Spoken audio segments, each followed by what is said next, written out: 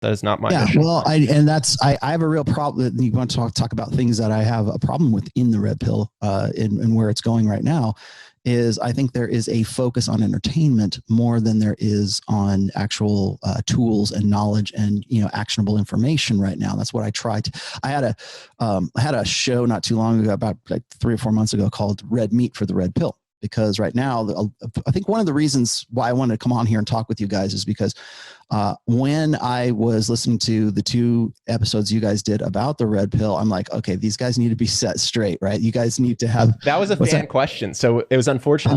There's a clip we have called A Mistake with the Red Pill. And it's a response to a fan question. And we didn't include the question. And because of that, subsequently, we always show the question.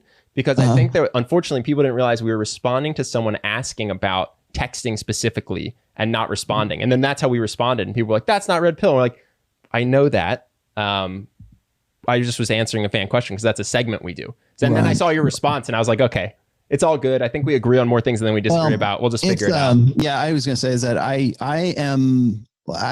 since the rise of YouTube and sort of this YouTube sort of funnel marketing kind of thing, there's a lot of guys who come out and they've got an ebook of 47 pages they sell on Gumroad, and they'll teach you how to be red pill, right? What they do is they play to the lowest common denominator. As I said before, the commiseration. This kind of gets back to the happy or informed kind of thing. The guys that they are appealing to, this generation of red pill, I don't even want to call them red pill because a lot of them are what they would call themselves black pill or doomers, or the more extreme end of MGTOW. It just sort of give up, don't bother with any. The only winning move is to not play the game. And I disagree with that, because I think you can deal with discontent creatively, and you should deal with it creatively. And again, I think men and women are better together than we are apart, and we have been systematically driving men and women apart as much as possible because there's a lot of red meat in doing that, and there's a lot of money and commodification in doing that. And it has certainly hit the MGTOW community right around 2018. And it's all red meat, meaning look, look what she did. Look what he did. Look, here's a cuck. Here's a gold digger. Here's whatever. And if you go and you look at those videos, those are the ones that have the highest viewership. They're the ones those are the accounts that go from like 0 subs to like 150,000 subs within like 3 months, because they're feeding that red meat need. And it's like TMZ, right? I mean, it's the car crash analogy again. It's like watching something that feeds your emotional need for indignation. Those kinds of things. And they're doing it in such a way that it's appealing to men. It's easy to do it with women because women thrive on indignation. I think this generation of guys are now thriving on indignation as well, in a very similar fashion.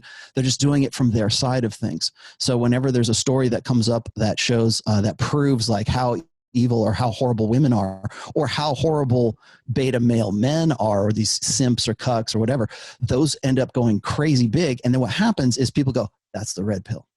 Is that the red pill? That's the red pill. It's like, no, that's not the red pill. I've been in it for 20 years, and I can tell you right now that is marketing, is what that is. I actually wanted to ask you this. So I wrote this down. What's the thing you think gets most misunderstood?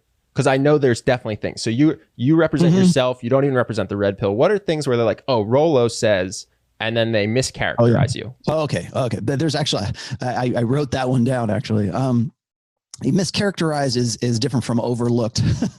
I think that the mischaracterized, the number one thing that gets mischaracterized is hypergamy, because people think, and I as many times I can write 100 essays about this, I can do 100 videos about this, and I will still get this thrown back at me, which is hypergamy is a straitjacket. It means that if I get with, I'm not going to bother. I'm going to justify my existence as a MGTOW or monk mode or black pill or doomer or whatever. I'm going to justify my loserness because the game is rigged. And the game is rigged is called hypergamy. And Rollo even said hypergamy, right? And that's something I've talked about for a very long time. In fact, I have, for the last almost 20 years, I've done my best to broaden the definition of hypergamy. Well, what happens is that ends up being red meat for these guys who are like, I'm a loser. How do I feel better? So you're saying they don't feel better about themselves, but it's hypergamy they think is a straitjacket, in that if I get with a woman and I invest in a woman, It's only, she's never mine. It's only my turn. And while that's a good rule of thumb, it's not always true. There's a lot of other variables. So when a woman is 23, hypergamy is something that is quite different for her than when she is, say, 33. What does she, again, the priority switching. So, but guys think that it's just like they're doomed. Hypergamy, I'm doomed, I'm doomed, I'm doomed. And they love that and they eat it up. But it's not a straitjacket because, it also depends on what that woman's sexual market value is. What does she think of herself? Is she on social media?